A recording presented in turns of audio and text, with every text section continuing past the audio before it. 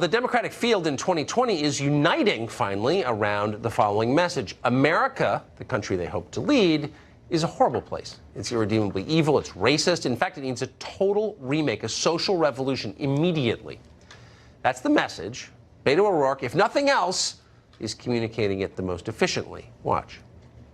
Racism in our criminal justice system is also a racism in our economy, is also a racism in healthcare, is also a racism in education in America. When it comes to this foundational racism in America, it teaches us that the foundation of this country is not the 4th of July, 1776, but the 20th of August, 1619. The first time someone was brought here in bondage to build the wealth and the success and the greatness of America. This country, though we may not be in El Paso, Texas, is still racist at its foundation, at its core, and throughout this system. What's so interesting and what ought to make you pause and what should make you really worry about the future of this country is that Beto O'Rourke is supposed to be the most impressive kind of person that we produce. He went to the world's most expensive all-boys boarding school in Virginia, then went to Columbia University, famously a member of the Ivy League. He's from a rich family. He married into an even richer family. He's been compared to one of the Kennedys. I mean, he is our leadership class, and yet he hates the country he seeks to lead, and he's not shy about it. He was taught to feel that way. What happens to a country whose leaders hate it? Interesting. I guess we'll find out. In the case of Beto, though, he's not going to be president, so it's not, strictly speaking, relevant in political terms. And yet Elizabeth Warren, who has a pretty good shot at being her party's nominee, has taken up the same message. She's now leading in the polls. Her tone, though, has some on the left worried. A new New York Times piece today describes several big Democratic donors who say they're concerned that the party's lurch to the left will lose them the election. These donors are scrambling for an alternative who could enter the race at the last minute. Maybe Hillary Clinton, maybe Michael Bloomberg, maybe even former First Lady Michelle Obama. But would Michelle Obama be better than Beto? Open question. People in this country are ready for change and hungry for a different kind of politics. And let me tell you something. For the first time in my adult life, I am proud of my country. Robert Patillo is a Democratic attorney, frequent guest on the show. He joins us today. Robert, thanks a lot for coming on. I would say I would put you, if I had to guess, sort of a little left of center on the spectrum politically.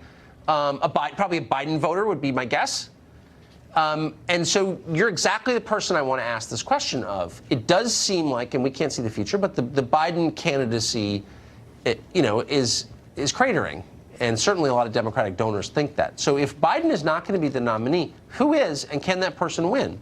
Well, I don't think you should write the obituary for Joe Biden quite yet. Let's understand that Joe Biden has been under attack for the past year. Whether it's whether it's Ukraine, whether it's hugging, whether it's any of these other issues, right. Joe Biden has been attacked continuously from both sides of the aisle and still continues to be one of the top two contenders in the race. As the field narrows down, we're going to get into more substantive debates. As you said, Beto O'Rourke is not going to be president. What he says is it's interesting, it's good to push the argument forward, but will it actually impact the national conversation? I think once we get back to talking about issues like Social Security, infrastructure, union rights, things that the kitchen table issues that families are interested in, that is when we will have a real debate, and that's where Joe Biden will shine.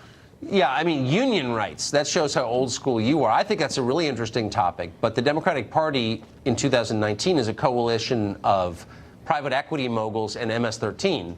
You know what I mean? There are no private sector labor union members who are voting Democrat anymore. I mean, that's just that's 1975. Sorry. That is the spin coming from the far right. That's the spin coming. It's totally true. I wish it weren't true, by the way. I would like to see a Democratic Party that cared about ordinary people, but I don't see that. When you have a field of 25 plus candidates, people say crazy things in order to get attention. People play to whatever gets you the best sound bites. So once we get back to the issues that average Americans, Rust Belt Americans care about, that's when we'll have a real contrast between the president and the party.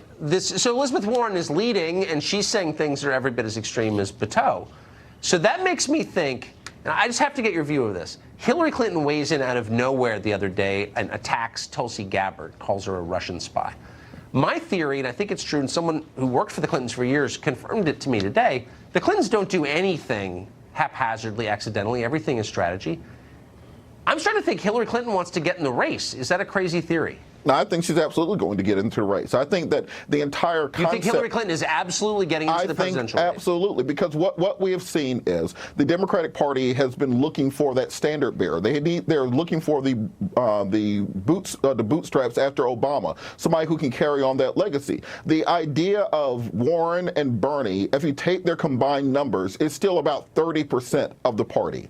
So you have about 70% of the party that is looking for something different. The hope was that it would be Biden. But as his campaign continues to get hit over Hunter Biden, continues to get hit over Ukraine, right, all the other scandals, that does open the door for someone like Hillary Clinton, who has 100% name recognition, who has a 50-straight infrastructure, who already has all the mechanisms in place from 2008 to be able to step in and run.